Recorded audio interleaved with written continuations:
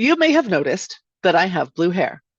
It'd be difficult not to notice that I have blue hair, but I just thought I'd talk about it today. Actually, I do. I want to talk about that today. That's what I want to talk about today. Why I have blue hair, because there are a number of reasons, and it's not just personal expression. It is self-expression, that's part of it, but there's so much more to it. And I think it's important. I think it's important that we acknowledge it and that we talk about it. So that's what we're going to do. Uh, so some of you may or may not know that I spent most of my life, the first 25 years definitely of my life, doing my best to blend in. I never dyed my hair. I had brown, just kind of normal brown hair, and I would dress as, I mean, I was trying to be as neutral as possible. It probably wasn't, but I was what I thought was neutral. And I'd hang out in the corner, and I was always trying to avoid attention. For the first 25 years or so of my life, I was bullied a lot, and I was just trying to find different ways to hide. I had other friends who were nerdy and weird, and they were very good at disappearing into the background. For some reason, me not so much. I was like a sore thumb that just stood out wherever I went. And I thought it was a curse. For the first many years of my life, I thought I was cursed with this thing that people would always see me, no matter how much I tried to be invisible. And I know other people have the opposite problem, and I'm not saying that that's not a thing, but for me, it was a curse that I was always seen. I didn't want to be seen. I wanted to just fade into the background. I just wanted to be anonymous. I thought that that would bring me freedom, but I was just so visible all the time. And it didn't matter what I did, people would see me. And at the beginning, as a teenager and in my early 20s, it was very much about not being bullied. But then later it was just about the anonymity and not getting to have that. People would walk up to me on the street and be like, "Hi, Danielle." And I wouldn't know who they were. So I felt like I was being watched all the time. There was this kind of paranoid feeling to it. And eventually, I kind of, as I started to run a business, I realized that, hey, this could work to my advantage. People see me, people notice me. There are so many branding and advertising experts out there trying desperately to help their clients be seen and stand out. And so maybe this isn't a curse. Maybe this is a good thing. And so I've started to see it less as a curse and more as a superpower these days. Uh, Being in business definitely helped with that. If I wasn't in business, I'm not sure how I'd feel about it. But for me now, I mean, I go networking, and even before the blue hair, people would notice me, people would recognize me. And I don't know what it is. I guess maybe I'm just very present. I'm not sure what it is about me that is so recognizable, but I started to kind of lean into it and go like, okay, well, I could use this to my advantage. People notice me, and I need to step up to that. I need to make sure that I am always being the best version of myself, because I never know when people are watching me. And it has created an integrity of character in me that I didn't have before. I was kind of quite split. I felt like I had a public self and a private self, and now I feel like I don't have that anymore. I don't have a different person when I'm at home alone than when I'm out in public.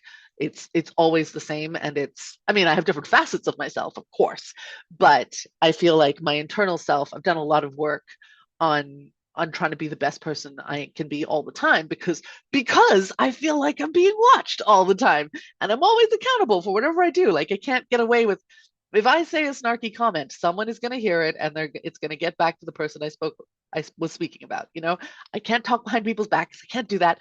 Not that I would want to, but it's kind of a human thing that before you're kind of thinking about it, you do.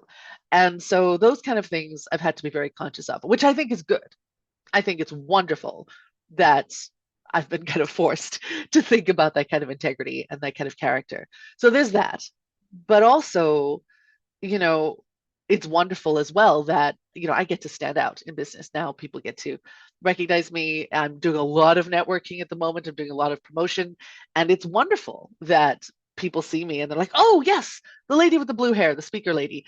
And so now when I'm meeting up with people, when I run into them later, a month later, or when we do connection calls, I don't get nearly so many of those folks going like, "So who is it? And why are we meeting again?" I don't get that nearly as much because I'm kind of memorable, which is great. So there's an advantage. There's a business advantage to that. But the real reason, I mean, other than the personal expression thing, which is slightly different, but the real reason I have the blue hair is because I realized that I can make a statement for my clients. I can go like, hey, look, I'm obviously a little bit strange. I'm obviously, a little bit different from other folks, and I'm leaning into that and I'm celebrating it. And I have found a way to love my weird, wacky, different self that parts of me I used to hate. I used to really resent being different. I used to really resent feeling like an outsider.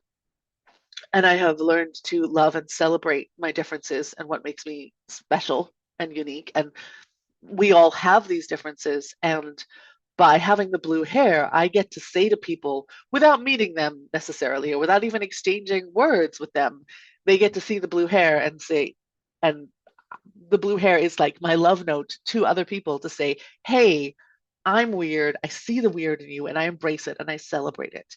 And to feel I want you to feel I can't control how safe you feel around me, but I want you to feel safe to be your weird, wonderful, wacky self with me. And for me, so this is a symbol of my my personal self-love journey and like my personal self-celebration, but also what I want for others. And especially as a speaking coach, I want to help people be the full best expression of themselves. And that includes loving all of the weird, strange, quirky bits that maybe you didn't used to love. But if we lean into those and we celebrate them and we enjoy them, not just tolerate them, but celebrate and enjoy the things that make us different and the things that make us special, then we get to stand out and we get to be a champion for others. And we get to go like, hey, I'm giving you permission. I've given myself permission to stand out, and now I am doing it so that I am giving you permission to do the same. And together we can create some sort of, you know, just I don't know, like self-love movement. Oh God, that sounds so corny, but it's true.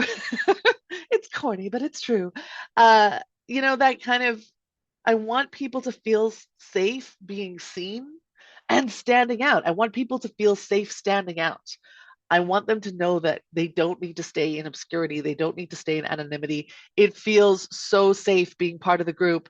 This is why we don't want to do public speaking. This is why we don't want to go out there and stand for something, because as soon as we stand for something, other people are going to have opinions about it. And we're not always going to feel comfortable with those opinions. And sometimes, I mean, I'm a highly sensitive person. They go in, those opinions go straight in there. And it's okay. We can still be courageous, and we can still stand together, and we can still support and nurture one another.